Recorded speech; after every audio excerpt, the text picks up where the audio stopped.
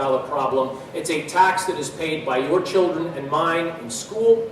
It's paid in the courtroom. It's paid in the emergency room. As a deputy, I know firsthand when we had to have the television on the Spanish language channel because there were so many inmates that did not speak English. Those are your tax dollars at work, friends. So how do we solve that? Securing the border is number one. Number two, we need to make sure that we remove an incentive that's the magnet.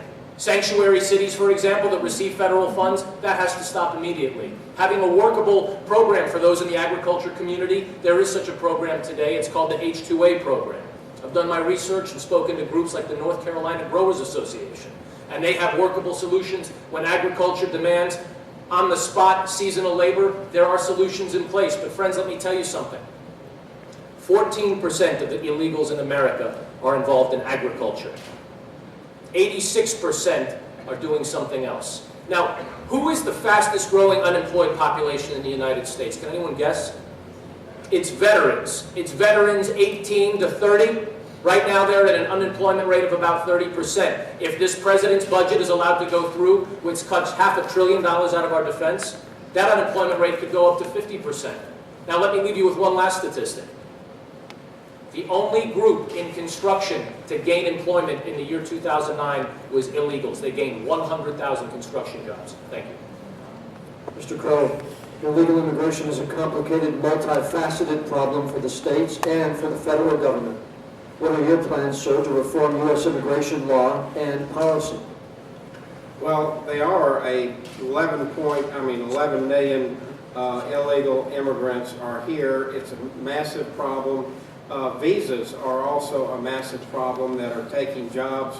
200,000 workers are losing their jobs to people that are coming here with visas. 850,000 are working on visas right now, taking away American jobs. 6 million over the last 10 million have lost that. You know, I hate to talk conspiracy theory, but you know, there are some people that talk about this North American Union and borderless stuff. There's something involved in this illegal immigration because they have fake Social Security numbers. Now, if I were to drive between here and Kelly without my safety belt, I'm sure I'd be picked up about 16 times and given a ticket. So how in the heck can you have 11 million people here without Social Security numbers and, oh, that's okay, you know, we're not going to get you. So that's the first thing. Arizona has got a tough law against them, and you know, if somebody gets stopped, show me your birth certificate. And I don't want an Obama birth certificate. I want a birth certificate and prove that you're here. And if you can't prove that you know that you're here and have a birth certificate, then you're out of here. Thank you.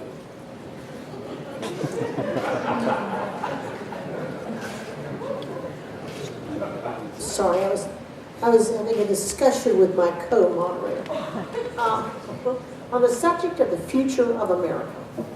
Many countries, such as Greece and France, have reached a point where their entitlement programs have helped to bankrupt their countries. How would you stop the United States from following that trajectory, that path? Oh, I'm so sorry. Everyone's heard of the pigs. Portugal, Ireland, Greece, Spain, Italy now, France may be joining them. The euro is one of the reasons that our stock market has gone over 13,000 because money is fleeing Europe for good reason. We've seen the riots in Athens. We understand what's at stake. In fact, we've even seen Occupy Wall Street and Occupy Wilmington. We know how the left is trying to create a class warfare dialogue when the truth is it's an entitlement warfare dialogue. We have an entire society of people that work for a living competing with the society of people that vote for a living. That has to change. And that's everything from how we handle unemployment insurance and what we do to get people back on their feet by giving them a hand up instead of a hand out, all the way to how we handle the cost curve, which is bankrupting our country. And that is, again, where I come back to the very specifics of the Paul Ryan budget. Ilaria, you keep mentioning that. Why? Because, friends, while it is specific, when you stand for something, often you're attacked. I'm the only one that's taken a position on that program publicly and earnestly, and since this campaign has been underway. And the reason why is because you're subject to attack when you stand for something. The Democratic Congressional Campaign Committee is already putting out press releases because I support the Ryan budget. Some of you may even have seen that Democrat super PACs are in our area running commercials for McIntyre because I support the Ryan budget. Thank you. Thank you, sir. Mr. Crow, how would you keep the United States from following the path of Greece and France in the entitlement programs?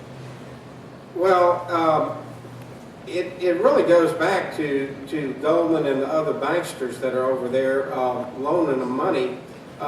We've got, there are trillions of dollars worth of derivatives out there, and they loan these countries over there a lot of money with the idea of betting against it and for it and this thing and the other, and they have the deck pretty rigged to make lots of money out of it. Now, as far as the United States is concerned, good gracious, we've got a Federal Reserve that's owned by individuals. They make $400 billion a year. You know, some people talk about a free ride in the wagon. Good gracious, does anybody have a free ride in the wagon? It's the Federal Reserve and the people that own that.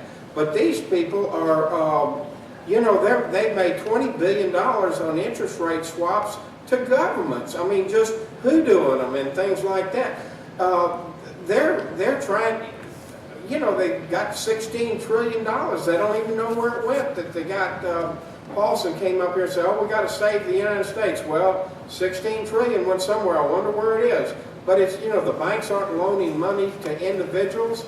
And, you know, until we get rid of the Federal Reserve the way it is right now, they've got trillions of derivatives out there that could come due and really hurt this country badly. So we need to stop them some way. Thank you, sir. Senator Rausser, how would you keep the United States from following the path of Greece and France? Well, number one, we have to recognize what our problems are up front. We've got to recognize that we just can't keep on spending. We have a $16 trillion debt. That's a real problem. You know, if you take a look at the budget figures, in fact, entitlement spending is a little more than half of the budget, half of the entire federal budget. Social Security, Medicare, Medicaid, those programs need to be reformed and protected for the future, not only to safeguard the program, but also to make sure that the spending gets under control. And there are a lot of different options for those. But you know, it strikes me very interesting that one of my opponents, Mr. Pantano, is for sending men back to the moon, which would cost more than $106 billion. How are we going to balance the budget if we're spending more than $106 billion to send men back to the moon? Can I answer that since it seemed to be directed as a question to me? Mr. Evans and I conferred before we started about the rebuttals, and what we decided was you'll need to answer it in the beginning of the next question. We are coming up with lots of time left over though, so we're going to add a couple of questions, and we're going to give you longer on your final statement. So if you could pick it up then, sir. Mr. Crow, we're going to have you